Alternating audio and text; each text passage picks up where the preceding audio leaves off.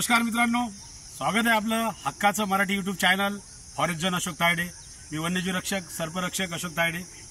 मित्रांनो, हा सीन तुम्ही बऱ्याचशा व्हिडिओमध्ये बघत असताय की या सीनमध्ये म्हणजे या नेचरमध्ये आपण जवळपास सगळेच विषारी साप आपण या नेचरमध्ये सोडत असतो। सांगायचं तात्पर्य असंच मित्रांनो की या नेचरमध्ये म्हणजे इथल्या वातावरणामध्ये पाणी आणि हे घनदाट असं जंगल, आताच पाऊस पडला, इकडे पावसाचं वातावरण झालेलं आहे, खूप छान। आमच्या इथं खूप असं सुंदरसं असं वातावरण आहे। जे विषारी साप आहेत त्यांची आबादी वाढवण्यासाठी हे पोषक वातावरण त्यांना इथं आहे, त्या कारणाने आपण त्यांना इथं सोडत असतो। तसाच एक जीव घेऊन मित्रांनो आपण आज इथं आलो। या जीवाने एका स्त्रीला बाईट केलं आणि त्या स्त्रीचा मृत्यू झालेला आहे। दुर्भाग्याची गोष्ट अशी आहे मित्रांनो, हा व्हिडिओ बनवण्याचा उद्देश एवढाच आहे की आम्ही सापांचं रक्षण माणसांपासून आणि माणसांचं रक्षण सापांपासून असं बरेच व्हिडिओमध्ये सांगतो, परंतु आज फर्स्ट टाइम अशी एक घटना घडली की आम्ही त्या स्त्रीचं, त्या मानवाचं रक्षण नाही करू शकलो। त्याचं आम्हाला खूपच मोठं दुःख आहे।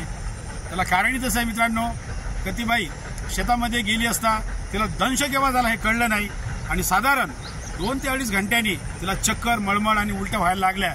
तेव्हा घरच्यांना माहीत पडलं का असं असं झालं।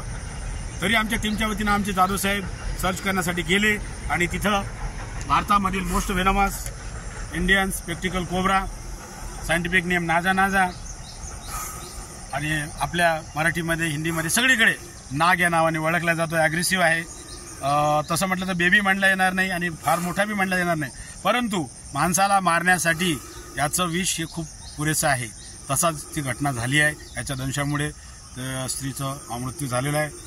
आम्ही कालच ती मयत वगैरे झाली। आम्ही आता परत तिथं आज संध्याकाळी जाणार आहोत। काही गव्हर्नमेंटतर्फे काही त्यांना मदत मिळते का याची शहानिशा करावी लागणार आहे आणि काही असेल कोणाकडे काही त्याचं JR असेल तर कृपया मला द्यावा ही नम्र विनंती। त्याचप्रमाणे मित्रांनो, आपण बघू शकता किती ॲग्रेसिव्ह हा जीव आहे आणि याचा काही दोष नाही आहे म्हणावं लागेल, कारण काय जर का याच्यावर पाय पडला तर हा दंश करणार यात शंका नाही। आपण बघू शकता किती ॲग्रेसिव्ह आहे। माझ्या हाती असताना बरणीमध्ये त्यांनी फन काढलेली आहे।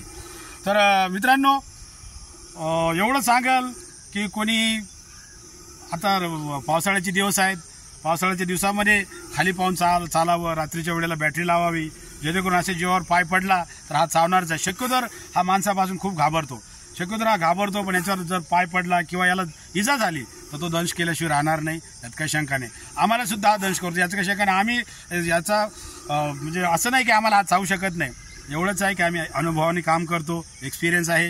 गेल्या 10-12 वर्षापासून आम्ही हे काम करतो, हे जीव वाचवतो। याचबरोबर आम्ही माणसाचं रक्षण करतो, निसर्गाचं रक्षण करतो। आता हा जीव आपण याला इथं रिलीज करूया। बघू शकताय तुम्ही, जसजसा आपण मुवमेंट करतो तसं पद्धतीचा तो फुल ॲग्रेसिव्ह झालेला आहे।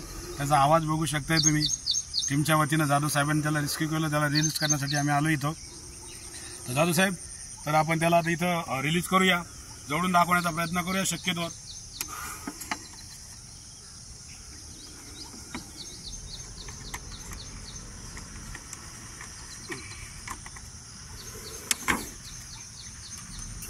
बघू शकतोय मित्रांनो, हा जीव, या जीवाने त्या स्त्रीला वाईट केलेलं आहे। कारण आता या जीवापासून रक्षण हे आम्हाला सुद्धा एक हे पडतं, एक शोकांतिक आहे की झाला आम्ही वाचू शकलो नाही त्या बाईला। आणि साहजिक आहे मित्रांनो, त्याच्या जेवढं जवळ जासाल किंवा त्याला चुकीच्या पद्धतीने हाताळसाल तर तो दंश करणारच आहे, यात काही शंका नाही। आता आपण बघू शकता हा खूप असा ॲग्रेसिव्ह झालेला आहे एकदम, आणि खूप सुंदरसा जीव आहे मित्रांनो। आम्हाला असा जीव वाचवताना खूप आनंद वाटतो म्हणजे आम्ही हा वाचवतो, या वाचवण्यासाठीच आम्ही हे कार्य करतो, कारण याचा जीव वाचला पाहिजे। याचा जीव वाचला तर निसर्गाचं रक्षण होईल। आता बघू शकताय किती सुंदरसा जीव आहे, किती सुंदरशी अशी फन काढलेली आहे। आणि मित्रांनो, सर्वात महत्त्वाचं म्हणजे याचा दंश झाल्यानंतर एक मात्र इलाज आहे, गव्हर्नमेंट हॉस्पिटल। याच्यामध्ये हायली पोटेंट न्यूरोटॉक्सिक वेनम सोबत कार्डिओटॉक्सिक आणि न्यूरोटॉक्सिक दोघांचं कंपाऊंड याच्यामध्ये असतं। याच्यामुळे माणसाचा जीव जाण्याची जास्त शक्यता असते, कारण नर्वस सिस्टम तुमची बंद पाडण्याचं कार्य याच्या विषयामध्ये असलेलं जे कंटेंट्स आहेत त्याच्यामुळे तुमची नर्वस सिस्टम बंद पडणं, तुम्ही कोमामध्ये जाणं, मळमळ होणं, उलट्या होणं हे त्याचं सिम्पटम आहे। म्हणून मित्रांनो, याच्यापासून बचाव हाच एक मात्र इलाज आहे। आपण बघू शकता किती सुंदर आहे, आणि साधारण मला असं वाटतं की 1 फुटापर्यंत तो उभा राहिलेला आहे असं। तर आपण त्याला आता हे करू मित्रांनो, आणि तो फुटकारून राहिला, तो सांगतो की माझ्यापासून तुम्हाला धोका आहे, माझ्याजवळ येऊ नका, आणि तो बचावासाठी हे करतो मित्रांनो। शक्यतोवर कुठलाही साप डायरेक्टली बाईट करत नाही, त्याला जेव्हा इजा होईल, त्याला चुकीच्या पद्धतीने हाताळसाल तेव्हाच हे होतं। तर व्हिडिओ बनवण्याचा मुख्य उद्देश असा आहे की याच्यापासून फक्त माणसाने लांब राहावं हे सांगतो. कोणीही स्टंटबाजी करू नये. यूट्यूबवरचे आमचे व्हिडिओ बघून कोणी असा प्रयत्न करू नये. आम्ही अनुभवाने काम करतो, अनुभवासोबत काम करतो, त्याच्यामुळे आम्ही त्याला हाताळू शकतो. आपण बघू शकता मित्रांनो, याला दात आहेत आणि जन्मतः ज्याला 20 दंती असतात. आणि मित्रांनो असं नाही की हे नाही, आम्हाला याचा अनुभव आहे. आम्ही याला हँडलिंग चांगल्या प्रकारे करू शकतो. आम्ही त्याला हातीसुद्धा घेऊ शकतो, परंतु ते स्टंट होतो.